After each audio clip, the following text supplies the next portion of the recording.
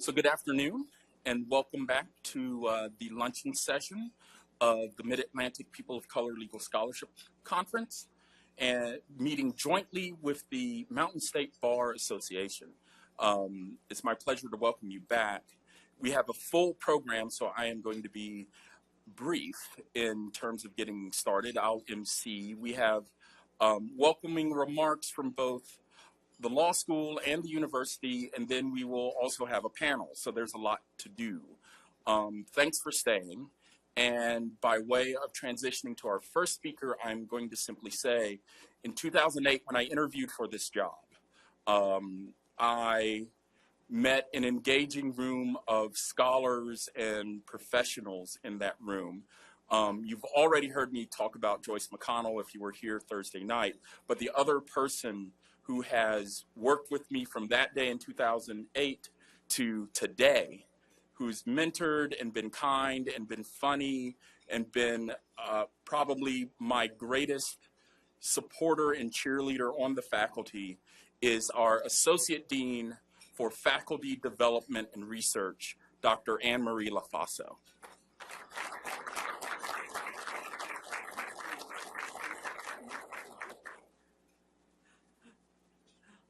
Thanks, Atiba. It is so wonderful to see so many friends that I have not seen in a while. It is so exciting. In fact, it has gotten me so excited that I now want to go to MAPOC every year. So I'm going to have to write the article I've been meaning to write, which is I've written stuff called the Autonomous Dignified Worker, and then I was going to write the Autonomous Dignified Female Worker. I think I'm going to have to write the Autonomous Dignified Worker of Color. And I mean that because I think there's a lot of important things to talk about that workers, when we often talk about them, we talk about them from a white male point of view rather than other points of view. And I think it's something I really have wanted to talk about.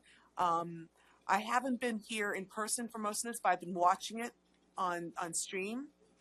And I've been really excited by what has been going on here with the high level of scholarship and engagement and excitement. You can feel the excitement. So I have the privilege of giving some welcoming remarks, and it's great I'm going after David Freisen because he is an incredible public speaker. So at least I'm the warm-up band. So I just want to say one thing. Given my institutional role, you can imagine how honored I am to welcome so many distinguished guests to our law school, our city, our state, and as I understand, for some people, some of you might even be the world. I understand there was some international guests here. MAPOC was formed to honor diversity in scholarship, in scholarly points of view, and among legal academicians. And we've heard throughout this conference, diversity includes the concept of inclusion. Inclusion is something that is close to my heart. I am in an interfaith marriage. I am a Christian, and my husband is Jewish. As you can imagine, interfaith marriages, especially at the time of the wedding, can create a great deal of cultural conflict. In our case, we decided to be married in a religious ceremony during a Catholic Mass by a Catholic priest. Notwithstanding our choice, we did not want anyone to feel excluded. Both families had many interfaith and several interracial couples. In fact, my brother just married a woman of color, and they're expecting their first child in about a month. But even before that, many years ago when I got married, we had many interfaith and interracial couples in our family. And so we had all experienced the pain of exclusion before. Accordingly, we spoke to our priest about this, who agreed not to give communion at the Mass, so that no one felt excluded, because you may know that only Catholics can take communion at a Catholic Mass, and maybe Greek Orthodox, maybe, if the priest is, wants to. But really, it's very exclusive. He also allowed people of all faiths to come to the lectern to give readings. And finally, he spoke about inclusivity during his homily. Just one funny story about this, though. I also wanted to have a rabbi at the ceremony. I did, because I thought it was important for my Jewish side of the family. But my husband didn't want that. So I said, okay, if I'm not going to make you do it. And then his mother asked about it, and he said, I know, Mom, I'm disappointed too, but this is the way Anne wanted it. So, yeah, it's a true story. I have forgiven him, but it did take me 10 years, and I did marry him. Well, anyway, many years later, our daughter was born and we decided to baptize her. Once again, we returned to the church and explained the situation. The deacon understood that many of the non-Christians and even some of the non-Catholic Christians would feel uncomfortable with the ceremony. So during the ceremony, in addition to all the traditional wording of a Catholic baptism, the deacon spoke about our common bonds with other faiths in such a sensitive manner that many of the most religious members of my husband's family told us that day how included they felt and what a beautiful ceremony it was. A few years before, a female friend of mine married a woman in a ceremony in New York. Same-sex marriages were not yet legal in New York, but so they actually married somewhere else, but they came back and did another ceremony in New York, where most of their family resided. Many of the older couples at the wedding were a bit uncomfortable with the arrangement. Perhaps for the first time in their lives, they felt like outsiders at a wedding that did not make much sense to them. Nonetheless, after Lori and Pam exchanged their vows and they declared their love for one another, those couples began to understand. Lori and Pam asked the witnesses to their wedding, their friends and their family, to say a few words publicly. I was touched by the number of older straight couples who rose to admit their original discomfort with the marriage, but who are now convinced that love is love, regardless of gender. I wish all my stories were happy ones with Hollywood endings. A few weeks back, during the winter recess, I had dinner with two acquaintances of mine, a black couple. It was an incredible dinner, filled with laughter, as if we had known each other for many years, but it turned out we only had known each other for a few months. After dinner, I was driving my friends home, and we were stopped by a police officer in a state I will not name, who claimed that I had been speeding. I think his words were, "You zipped by me doing 41 in a 35-mile-per-hour zone." I apologized to the officer saying, "Sir, I honestly did not realize I was speeding. I was having such a good time with my two friends and guess I wasn't paying attention." The officer asked for my driver's license. He then said to my friends, "You folks wouldn't happen to have any ID on you." My female friend, also a law professor, said, "Yes." She and her husband then handed over their licenses, and thank God, none of us had so much as a point on our licenses. The officer returned in very short order, admonished me for driving dangerously, and then told us to have a nice day, no ticket, no warning even. The obvious take-home from this story is a twist on the DWB violation, driving while black. We can now add the crime RWB, riding while black. I coined the term, you heard it, Anne LaFaso, okay? Riding while black. It's on the internet now. But let me tell you the part I personally felt, because the whole thing was painful for me, but I just want you to hear this part. I felt excluded. I was told by this particular state, again, which I will not name, that I am suspect if I associate with people of color. This experience has shaken me to the core and has caused me to rethink many things.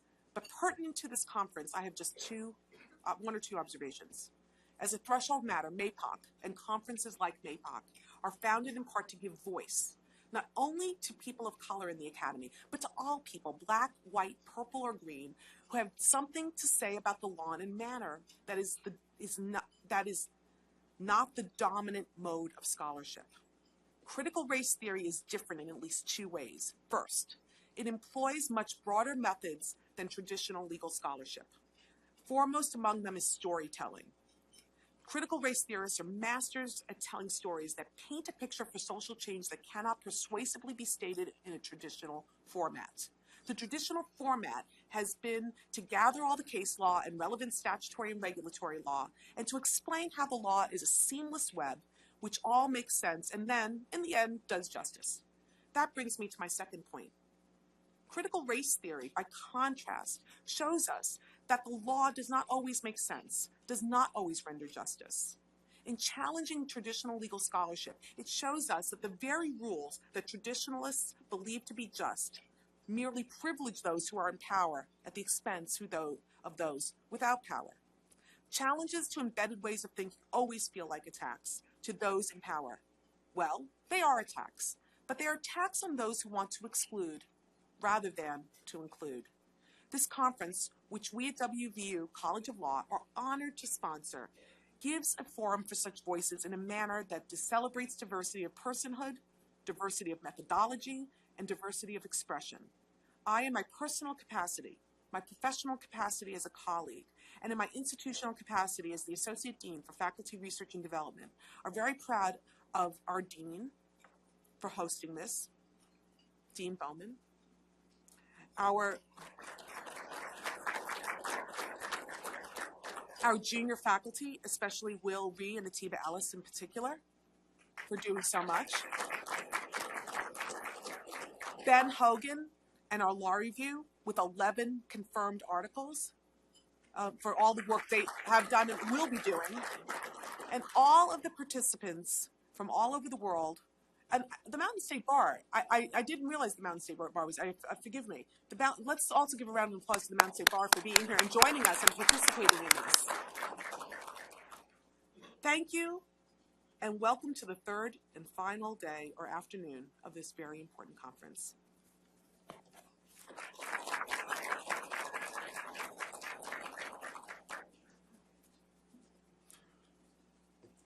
So the next speaker that I have the honor of introducing is David Friesen, who is the Vice President of West Virginia University for the Division of Diversity, Equity, and Inclusion. His information is available, and I will try not to be lengthy, but I will do what it seems I've fallen into a pattern of doing, which is telling a little story about my friends. And as to Vice President Friesen, I will simply comment on the first time I got to work with him, which was on a committee of the university where we were working on the strategic plan of the university, the 2020 plan as we call it, in regards to diversity. And I will simply say that Mr. Friesen and I worked together to make a proposal that ultimately went all the way up to the chain of command.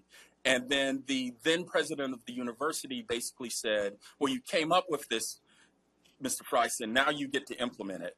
And hence he was appointed. But the point I want to raise is in drafting that plan, Mr. Friesen modeled inclusiveness as well as diversity in advocating for a definition of diversity that encompasses all the various ways that we as a university face in terms of combating exclusion, ensuring inclusion, so that as ABA President-elect Paulette Brown said on Thursday night, everyone here feels like they are part of the fabric of the institution. Mr. Friesen's been a leader in that regard, and it's my honor to call upon him to give remarks.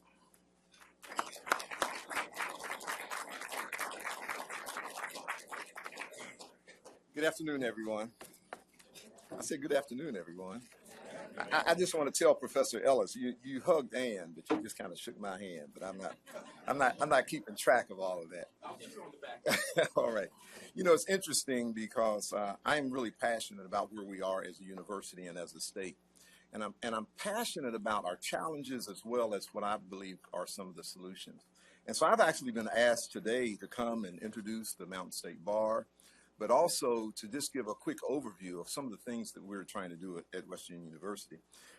As I think about it, though, when I was originally asked by Professor William Ray, he basically said, would you come and give maybe 15 minutes of remarks?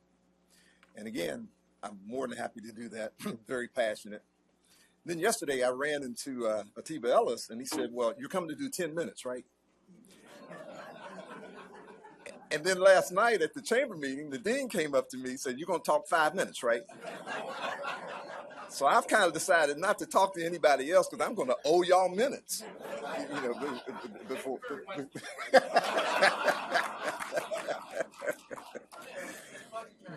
It's all about the bottom line, right? But before I go into just some short remarks, the Mountain State Bar was established in 1915, and it's one of the oldest minority bars in the United States. And the great work that these practitioners do just cannot be underestimated. In terms of being involved with the life of the state of West Virginia in terms of pushing forward the envelope, but even in terms of financing law students to come to this university. And so it is really an honor for me as Vice President of Diversity, but also on behalf of President Gee, the President of the University, to welcome the Mountain State Bar onto our campus. Would you please give them a hand?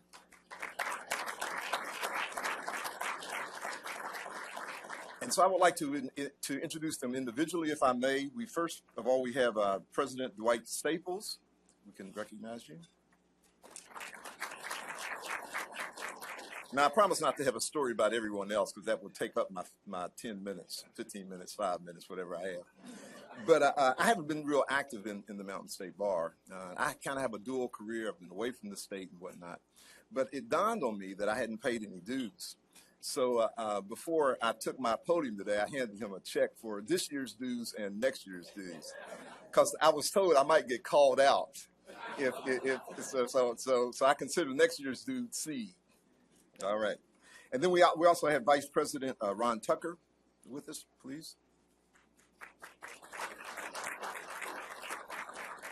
We have Catherine Dooley, Attorney Catherine Dooley is the secretary.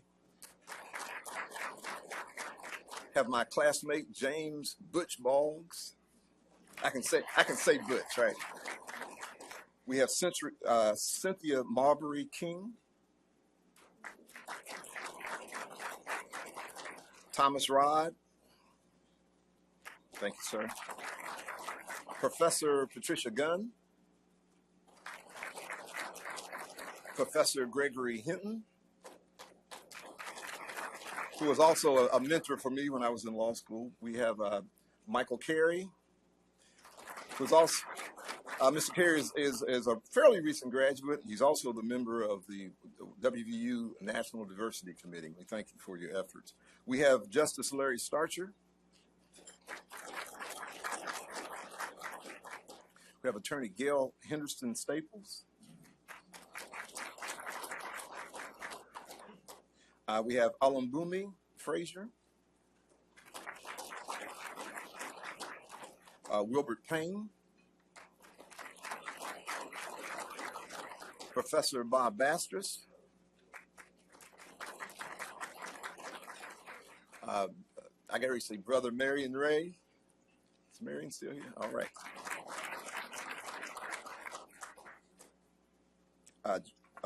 James Palmer, I think, was here earlier. I think he had to leave before the luncheon. Is that correct? Cameron Miller.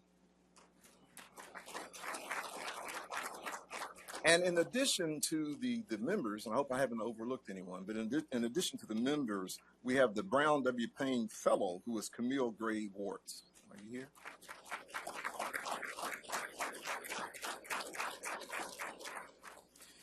And so, as you can see, this distinguished group of attorneys are really doing a lot to push forward the envelope. What we're doing at West Virginia University, as Professor Ellis said, is really somewhat different in terms of the life of this university. I went to law school here in the 80s.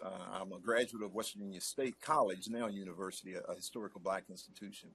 And the challenges of West Virginia are immense.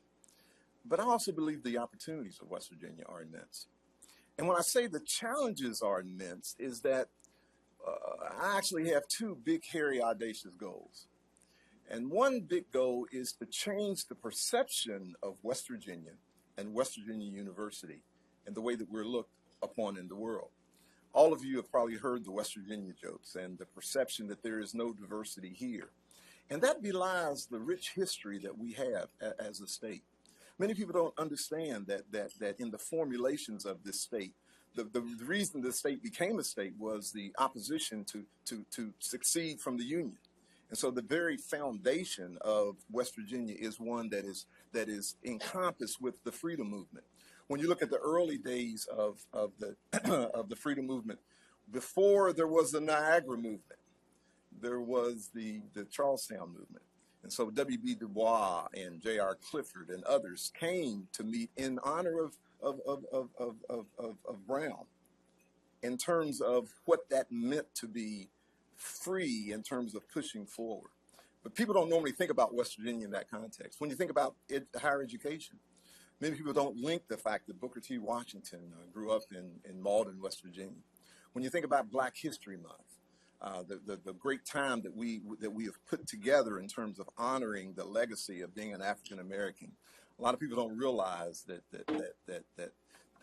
this whole foundation came out of Huntington, West Virginia.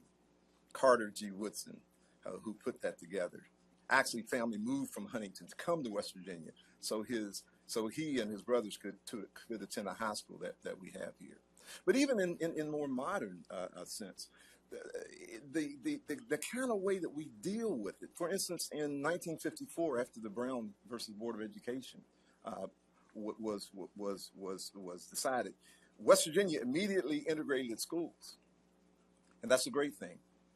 But what they did in conjunction with that, the legislature did what I think was one of the most overt ideas of institutionalized racism, was that we had two land-grant universities in West Virginia. One, the 1890 West Virginia State Historical Black Institution, of course, West Virginia University. But after the Brown decision, the legislature refused to fund the land grant for the Black university. Basically pulled its state match, gave the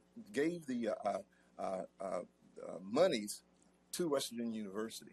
And it wasn't until something about 2002, 2003 that West Virginia State was reestablished as a land grant.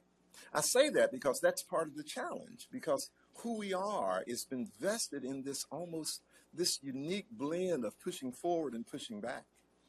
And so what we're trying to do now is to show that West Virginia University is a place of diversity, but it's also a place of inclusion. But at the same time that we're pushing that narrative, and I call it the diversity narrative of West Virginia, at the same time that we are looking at that narrative, we have to be honest with the reality. And so as one big, hairy, audacious goal is to change the perception of West Virginia, the second big, hairy, audacious goal is to change the reality in West Virginia. And so we live in a state where during the 2012 election, we had a convicted felon in jail in Texas that received 40% of the Democratic vote. And that gives you an idea of this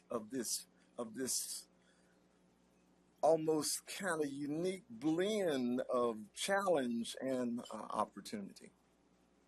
As Professor Ellis said, as we were making the determination in terms of the 2020 strategic plan for the first time in the history of this institution, it was decided that diversity would be at the core of our mission, the core of our values. And that is a lofty goal, but as Professor Smith and I were talking about yesterday, this idea of when an institution such as we have here starts to talk about diversity, how does that become a reality? And the reality is a challenge. And so we're doing some things to try to go to the very foundation, to the very core of who we are. And there's a lot of work to do. Because so often in the area of diversity, you have these big splashes, but then there's no structural change that is made. And so we're trying to do things such as look at our recruitment practices, but not just look at who we try to recruit. We're trying to look at the way that we recruit.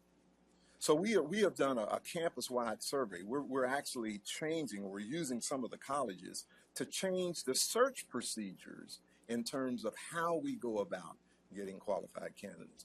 And I think that's so very important, because if we continue to do the same thing and go to the same places and look at the same pools, we will continue to have the same results.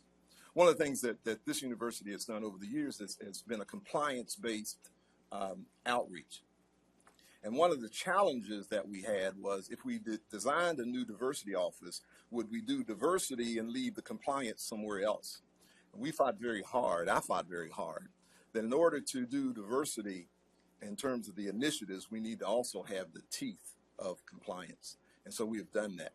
And so under the Division of Diversity, we have our affirmative action team. We have our diversity initiative teams. We have our accessibility team. And we also have our equity team, the team that deals with Title IX and Title VII and Title VI.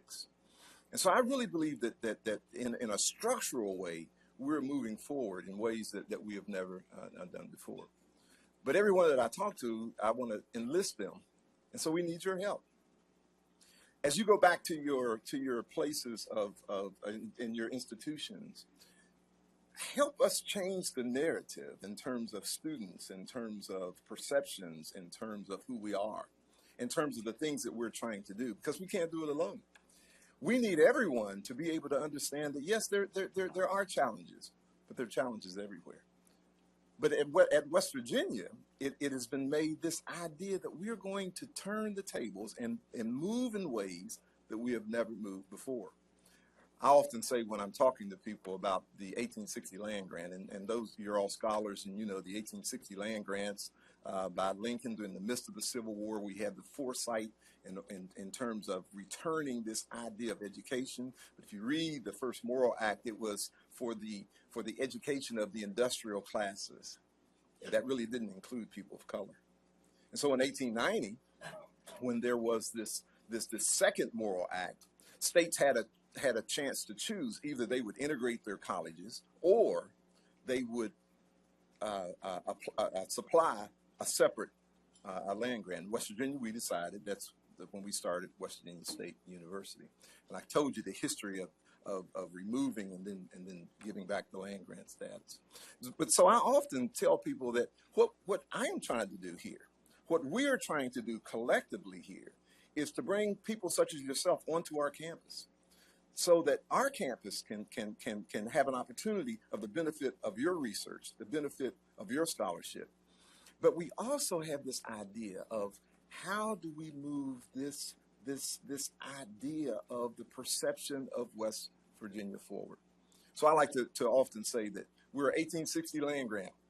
We have the heart of an 1860 land grant, but we have the soul of an 1890. Somebody ought to say amen or something. Y'all can't sit there and y'all can't leave me like that. All right. This is my amen corner. You always look for your amen corner.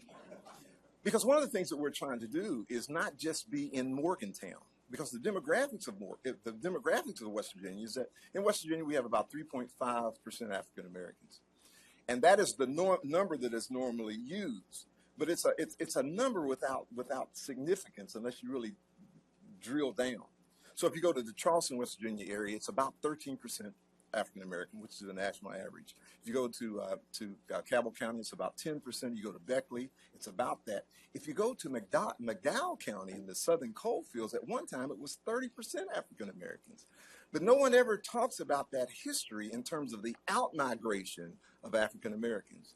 And what we're trying to spur here, and I can feel the clock ticking in my head, what we're trying to spur here is the new in-migration of people of color. And we want people to understand that as we deal with this in-migration, that we want to make sure that it is a place that is filled with diversity, but also equity. That means everyone is given a fair chance. But not just equity, but inclusion. And that once a person sits on this campus, steps onto this campus, they have every opportunity to move forward, to see a vision that is greater than what we have been, to actually see a greater than what this nation has been. And we would like this state, because I believe if we can do it here, we can do it anywhere. And so I appreciate the opportunity to come. I welcome you to our campus, and I thank you so very much for being here.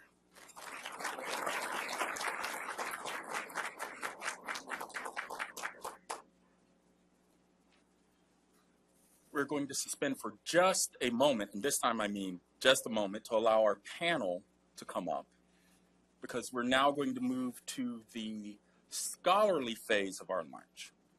So, and as the panel comes up, actually I'll be right back in just a second.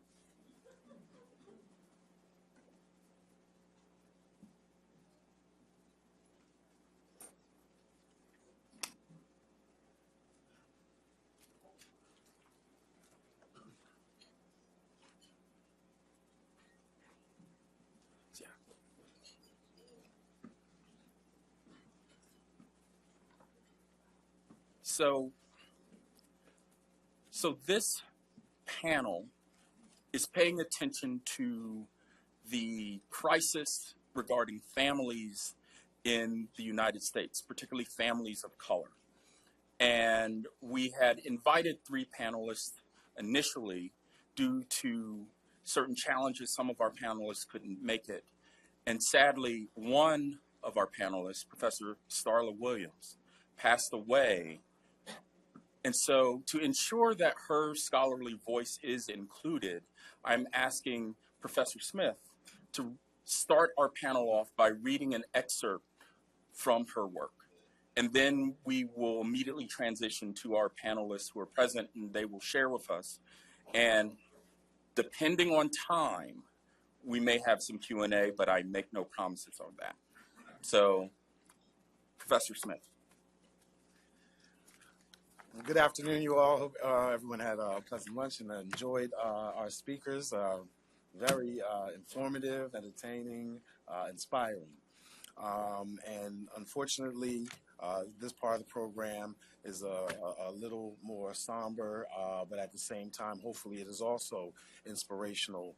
Starla Williams was a colleague of mine. We both taught at Widener Law School. However, many of you may know that Widener Law School has 2 campuses. So as much as Starla Williams and I were both colleagues at Widener, we did work on different campuses. So I, as much as I knew her, and I think I can call her a friend, there may be many of you out there that knew her just as well, if not better than I. And so I hope I do justice to her work. Her article that she was going to present today was a values-based pedagogy for the legal academy in a post-racial era by Starla J. Williams. It was in volume 16 of the Journal of Gender, Race, and Justice in 2013. She begins with a quote from Derek Bell. Even if eradicating racism is an impossible goal, the fight for tolerance and equality carries an inherent value. Post-racial America is redefining diversity in the legal academy. Despite the views of many observers that the election of the first African-American president of the United States ushered the nation into an era of racial idealism, critics wage a formidable attack on post-racial ideology. Preeminent legal scholars cite significant disparities in quality of life indicators, prevailing racial stereotypes, public hostility towards affirmative action, and other seemingly insurmountable obstacles facing communities of colors as evidence that, in fact, race matters. Regardless of where one falls on the ideological continuum of post-racial theory, it is difficult to deny that diversity and inclusion are central motifs in the legal world. Nowhere is diversity discourse more prevalent than in current dialogue on the future of the legal profession. In deliberations on diversity, race no longer defines the discussion. Indeed, conversations on diversity are not limited to the underrepresentation of racial and ethnic groups in the bar and on the bench. There is consensus that diversity in the profession entails more than increased visibility of people of color in law schools, law firms, judicial clerkships, and notwithstanding this reality, diversity discourse in the post-racial legal academy is vulnerable to challenge insofar as many academicians have incorporated reflections on gender, sexual orientation, disability, and age in the law school curriculum for decades. Despite this attention, diversity talk falls short of authentic inclusion for members of the legal community with attributes of otherness. Even non-legal scholars joining diversity discussions in the legal academy document this expanded concept of diversity, particularly in law school admissions. This expanded concept of diversity presents new prospects for a shifting paradigm in the legal academy in the post-racial era. A race-neutral normative designed to teach legal reasoning, legal methods, and legal processes satisfies a growing demand that future lawyers, judges, and legal scholars engage in new diversity discourse to embrace the expanded reality of diversity.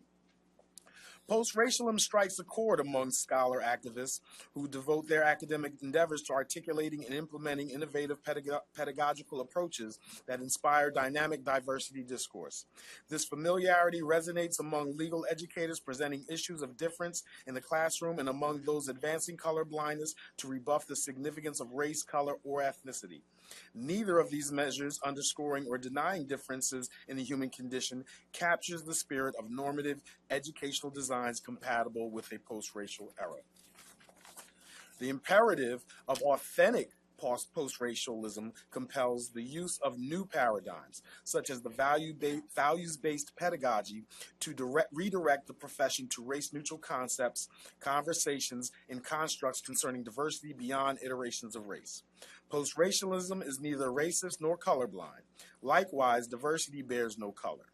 Consequently, the values-based pedagogy modulates race-based or racialized dialogue by developing cognitive perspectives on our similarities rather than our differences in the quest for legal remedies and legal norms. These similarities derive from a universal or common pursuit of values transcending the myriad of differences among lawyers. In the same way, the values-based pedagogy guides students in analyzing and expressing the law consistent with worthy or important ideals in legal methods and processes absent fixation on the race, ethnicity, color, gender, age, disability, or linguistic experiences of stakeholders in the law.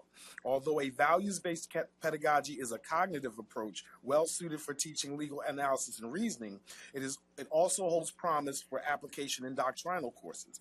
Educating future lawyers through a values-based pedagogy prepares them for responsible diversity dialogue reflecting principles of inclusion consistent with the traditional vision of law as a unified profession. From Starla Williams. Thank you.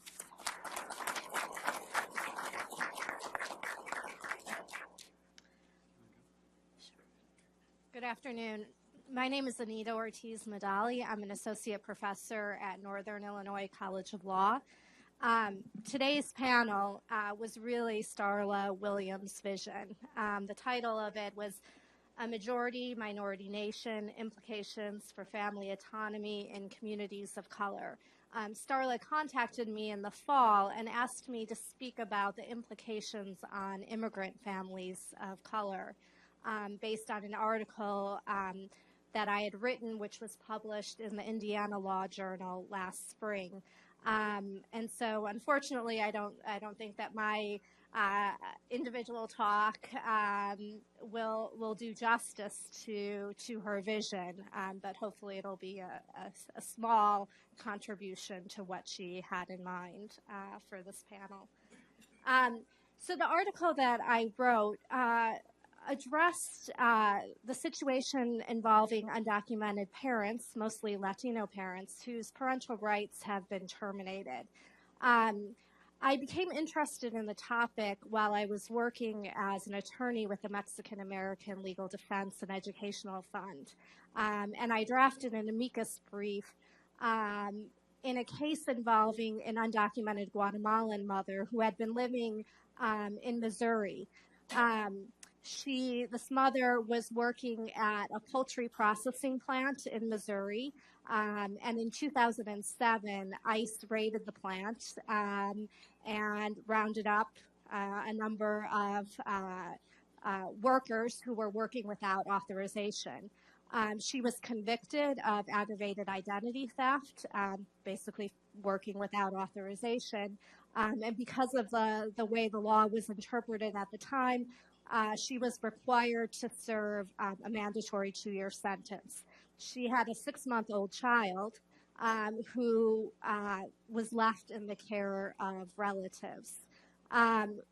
While she was serving out this sentence, these relatives were caring for the child, and a woman through an organization called Parents as Teachers offered to assist this family.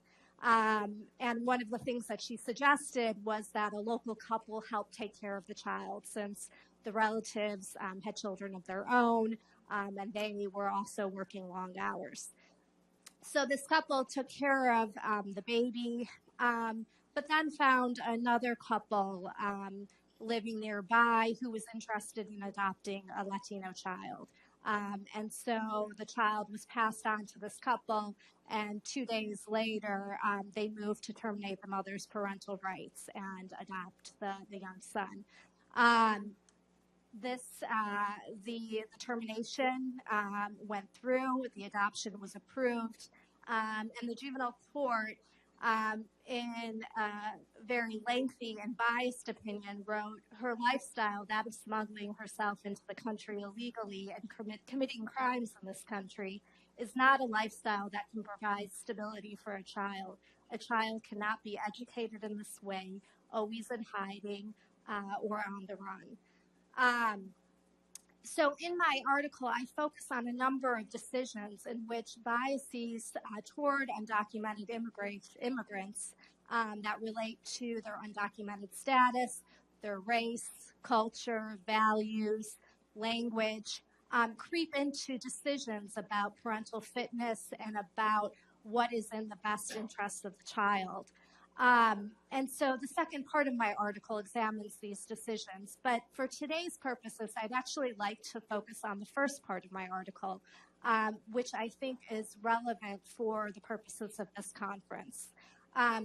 So in the first part, I provide a historical context, looking at how immigrant families were treated in the past and how hostility towards certain immigrant groups influenced the ways that parents were assessed and influenced how determinations were made about what was in the children's best interests. So groups that were not provided citizenship or that were seen as un-American essentially lost their children. And these children were seen as blank slates upon which to craft a preferred identity, a more American identity. So while there are biases, I think some of what is taking place, which we see from these historical examples, is a tension around what is American and what is not American.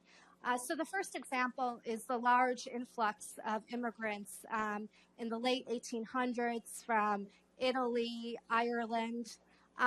These were poor immigrants who were coming to the United States who were not well accepted. And in fact, because of the hostility toward the large influx of these immigrants, Congress passed the quota system in 1924. And basically, the purpose of that was, let me get the exact quote, was to confine immigration as much as possible to Western and European stock. Congress expressed fears that non-Protestant cultures endangered American values. So the effect of the quota system was that it limited migration, limited the numbers of immigrants who could come from less desirable countries. At this time on the East Coast, as I mentioned, most of these immigrants were poor, working long hours. Many children were living and working on the streets. And orphanages were set up by various religious institutions that would take in street children, and most of these children were immigrant children. Race was constructed in a very different way. What we often think of as ethnicities were referred to in racial categories. So the superior race was Anglo-Saxons of Northern European heritage, but the Irish would be referred to as a race. There were racial categories such as Hindus, Hebrews. This is not to say that everybody was at the same level, but it is to say that Irish and Italian immigrants, as an example, were considered non-white on the East Coast. And so these children were taken in, and at the same time, there was something called orphan trains. And these orphans would be placed on trains and would be sent to the Midwest and West to be raised by families who could instill American values. The founder of the orphan train said, when placed in a farmer's family, he grows up as one of their number. The peculiar temptations to which he has been subject, such, for instance, as stealing and vagrancy, are reduced to a minimum. His self-respect is raised, and the chances of success held out to a laborer in this country soon raise him far above the class from which he sprang. And part of the reason that I decided to take this historical perspective was after I read a book by historian Linda Gordon. And she describes a child custody case that took place in a small mining town in Arizona at this time. So there was a Catholic orphanage in New York City that had a group of mostly Irish immigrant children who they planned to send out by train to this small town in Arizona. And they were looking for Catholic families to raise these children. So for them, that was the most important value to be instilled. And so they contacted a pastor with a church in this town, and his parishioners were mostly Mexican families. Some of these families had been in the town for generations and were actually American citizens, but were not thought of by the, as she refers to them, by the Anglos in this town, who never really saw them as U.S. citizens. And so when the train arrived, there was a lot of excitement in town, and people wanted to know what was going on. But when they saw these children get off the train, children who now on the West, in the West, where race was constructed differently, they viewed these children as white. And so they were horrified by the idea that white children would be going to Mexican families. And so mobs actually formed, and people went to the hotel rooms where some of these children were staying and physically removed them and brought them home with them. Eventually, there was a trial. There were no Mexicans present in the courtroom. No Mexicans testified.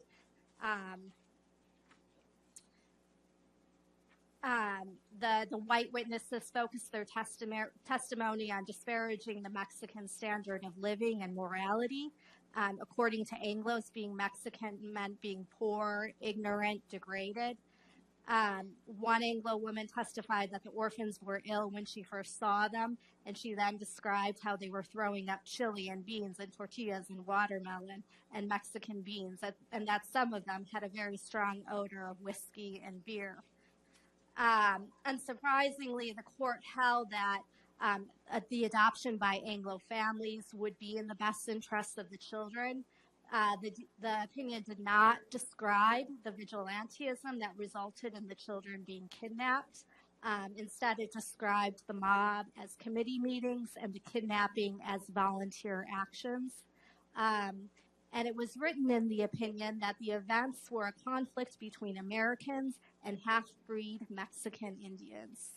And so as I read that, and I was contrasting it with the opinion out of Missouri, which was a very lengthy opinion that focused on the legal status of not only the mother, but every person she interacted with, I couldn't help but feel that there were some parallels. The second example that I looked at involved Native American children. So Native Americans were denied citizenship until about 1940. In the late 1800s, the federal government and private institutions actually started boarding schools.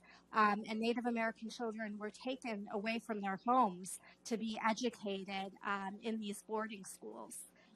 The founder of one of the schools explained that the reason former slaves were able to assimilate was because of their association with the higher race, slave owners, but that the Native American remained a savage.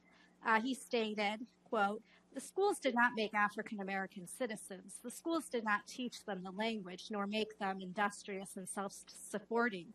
Denied the right of schools, they became English-speaking and industrious through the influences of association. Scattered here and there under the care and authority of individuals of the higher race, they learned self-support and something of citizenship, and so reached their present place. No other influence or force would have so speedily accomplished such a result. Left in Africa, surrounded by their fellow savages, our 7 millions of industrious black fellow citizens would still be savages. Transferred into these new surroundings and experiences, behold the result. They became English-speaking and civilized because forced into association with English-speaking and civilized people became healthy and multiplied because they were property and industrious, because industry, which brings contentment and health, was a necessary quality to increase their value. The Indians under our care remained savage because forced back upon themselves and away from association with English-speaking and civilized people, and because of our savage example and treatment of them. And then the Federal Board of Indian Commissioners in 1880 noted, as a savage, we cannot tolerate him any more than as a half-civilized parasite, wanderer, or vagabond. The only alternative left is to fit him by education for civilized life. The Indian, though a simple child of nature, with mental facilities dwarfed and shriveled, while groping his way for generations in the darkness of barbarism, already sees the importance of education. So the idea was that by taking Indian children away from their parents, they could re-educate them and, again, instill these preferred values. That practice eventually ended, but in 1959, the Bureau of Indian Affairs, the U.S. Children's Bureau, and the Child Welfare League of America developed the Indian Adoption Project, which removed approximately 400 Indian children from their homes and placed them with white families in the Midwest and East Coast. So the reason I highlighted these examples, again, was to demonstrate the ways in which perceptions toward certain groups influenced how they were viewed as parents and their ability to raise their children and to transmit their own culture, their own values to these children. And also how the children were seen as I had mentioned, sort of blank slates upon which a new identity could be crafted for them. I think that there are differences today involving undocumented Latino immigrants, but I do think that there are tensions around what is American and who belongs. And this becomes even more salient when you have an undocumented parent who is about to be deported to a poorer country and who has a U.S. citizen child. And there are decisions in which the court holds that a child should not be returned, a U.S. citizen child should not be returned to a poorer country because it's not in the child's best interest, that it would be better for the child to be raised in an English-speaking environment by people who could provide American values to that child rather than growing up outside of the United States by a parent who is not a U.S. citizen. Samuel Huntington warned in his article, This Hispanic Challenge, that because Mexican Americans no longer see themselves as the minority that has to accommodate the dominant group, and instead are committed to their own culture and identity, they pose a threat to American democracy. He suggested that American identity has been defined by culture and creed, a creed that derives from the Anglo-Protestant culture. He stated, key elements of that culture include the English language, Christianity, religious commitment, English concepts of the rule of law, including the responsibility of rulers and the rights of individuals, and dissenting Protestant values of individualism, the work ethic, and the belief that humans have the ability and the duty to try to create a heaven on earth, a city on a hill. And he felt that Mexican Americans had been failing to assimilate. And so while I think that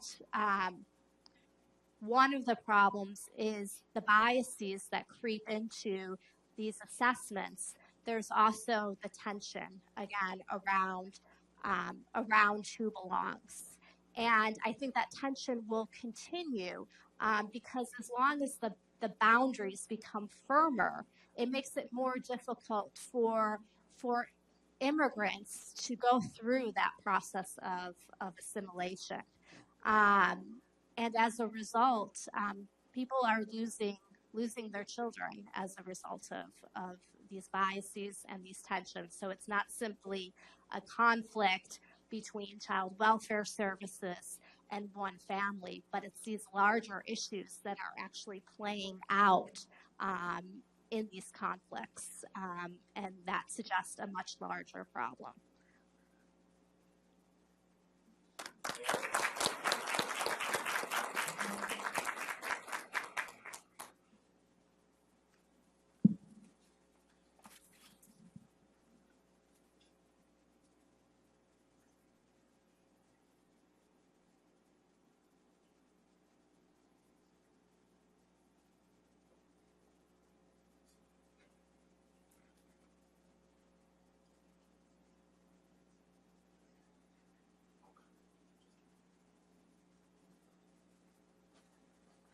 I'm so delighted to be here with everyone today.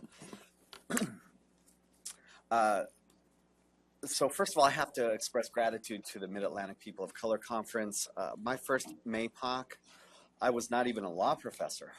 Professor Reggie Robinson invited me to come speak at a MAPOC conference when I was a graduate of Howard Law School and was a judicial law clerk. And I had to remind Reggie that I was. She said, "Well, the press isn't going to, you know." So the point of all of this is we have challenges. We have elected prosecutors that think we under-incarcerate in the United States. We have elected prosecutors saying, I'm not going to hire your students if you say the kind of shit that you said in the newspaper. And that's the challenge that we face. So what does this have to do with families of color and communities of color in crisis? Well, when we get into this group sometimes, and I love this group, but we agree that we're not in a post-racial place. We agree that there's inequality. And we just need to sometimes be smacked right in our face. And I know that we all are because we live in the United States, but we have to realize that there are people that want you all, people of color, locked up because you're criminals in her eyes. And that's a problem. So how do we overcome that? How do we work to give opportunities to families and children of color? I'm going to say two more things and then maybe give a couple of ideas. Most of my research over the last couple of years is focused on mass incarceration.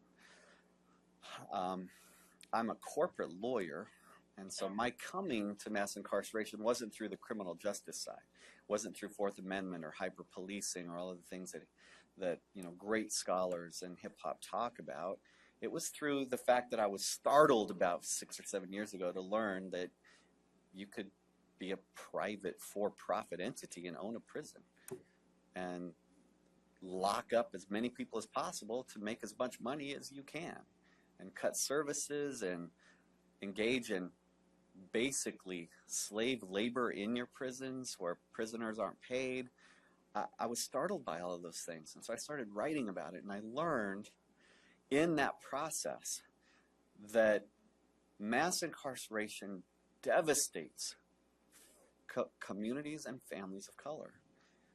And I'm just going to go anecdotal on you again. In Chicago, when I worked right out of law school, worked at a big firm, and I went to the west side of Chicago to do some mentoring and what have you work. And any of you that have spent any time in big urban cities, I mean, there are little young black boys running around, and there are old black men around, but there are very few black men in urban communities between the ages of 17 and 40 or 50. It's because we lock them up. It's because we have hyper-policing in urban America, and because we lock people up for minor crimes. And mass incarceration has enabled a country to coalesce around an idea that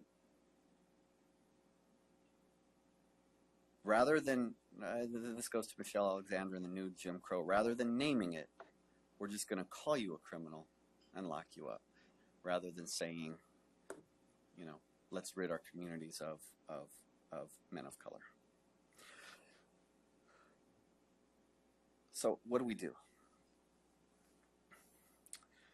I think that we're getting to a place, tipping point maybe, with Eric Garner and Tamir Rice and Michael Brown and Oscar Grant and so many others, where we may be able to meaningfully reform policing. I think it's going to take huge grassroots efforts. But one of the ways the law needs to change is that we need to have police respect and preserve human life. That has to be the priority. It can't be, you diss me, well then you're going to die. And it's going to be us that works for that kind of reform. The second reform has to be prison carceral policy reform. We have to end private profiteering in the prison context. It has to end. We have to decide that we won't stand for it anymore, and that you cannot profit based on human misery and based on incarceration. That has to be a priority. We have to end the war on drugs. I don't want to say anything to rile too many people up. I was so hopeful when President Obama was elected, and I've been very disappointed in lots of ways, but he has done some good work in the drug war. With Eric Holder no longer prosecuting minor marijuana crimes, and with some of the movement in the right direction. I think we're moving in the right direction in the war on drugs. It has to stop, though. We got to end it. If I were president, I said this too at MLK event, so I'm glad that wasn't quoted, because our prosecutor's head would have blown up.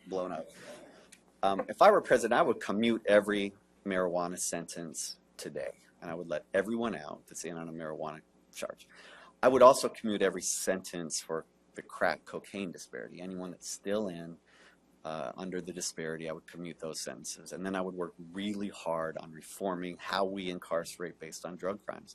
And I would make it a healthcare issue, not a prison issue. And I would really radically change. And that would, then 2.4 million in prison, those commutations alone, I'm not sure on the numbers, but I think it's something like 1 million prisoners would be out. And then finally, we really need to think hard and work hard on reforming our reentry policy and how we allow people to come back in to society. I'm not a prison abolitionist. Some of the members of our community are. I'm not quite there yet. There's a few people I would sleep better at night if they were locked up. Most of them are not African American and Latino, but the Jeffrey Dahmers of the world, some of those cats I prefer that they're behind bars. But we really need to think hard about how we reform reentry. And the good news for all of us is that there are programs in place. There are things we can do. There are reentry ideas and organizations and groups, but it's going to be scholars and activists. So the last thing I'll say is we're a group of scholars. I just think it's really important. My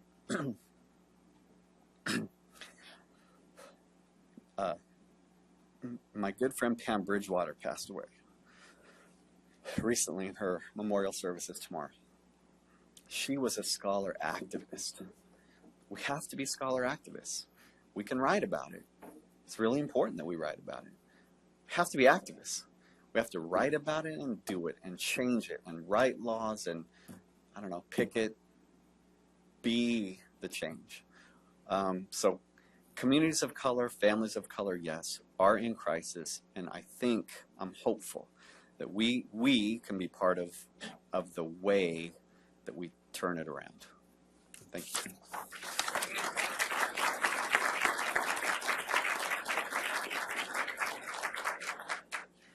I actually want this prosecutor to hire my students, so that's why we had to not stream.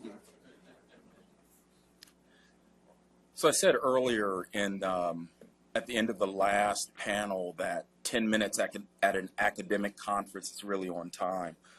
20 minutes, however, behind is a real challenge. And in light of being concerned about travel and being concerned about weather.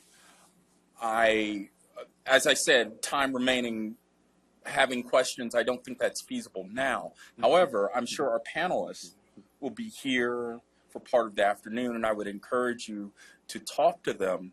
I would only end this session by pointing out how this session provides two unique opportunities. One, it re-echoes the theme. Every talk from Dr. LaFaso to our panels to our reading from our beloved colleague have all talked about how the color line, however constructed, as enforced by the government, keeps reshaping our communities, whether it be the police, the prosecutors, those who run family services in the past or in the present. It creates challenges and opportunities. And every talk related to that, including Vice President Friesen and looking at that sort of unspoken civil rights history of West Virginia that we're trying to speak about. But each talk also had a kernel of hope in as much as A, being scholars, we let our voices be heard. B, being lawyers, we have the opportunity to advocate and to just throw it out there and make my own little contribution to this conversation. C, taking the opportunity of being in the same room together, scholars and lawyers, activists and advocates, to find those ways we can work together. Professor Cummings is right. We have to work, we have to be advocates as scholars, and as advocates and attorneys, we have an opportunity to dialogue with the literature and with the scholars to make all of our advocacy more powerful, more effective, and more on point. And with that in mind, we have an exciting afternoon where we can dig even deeper into the issues that demarcate the new color line. So I ask us to adjourn to the Lugar courtroom where we can pick up with the next panel. Thank you.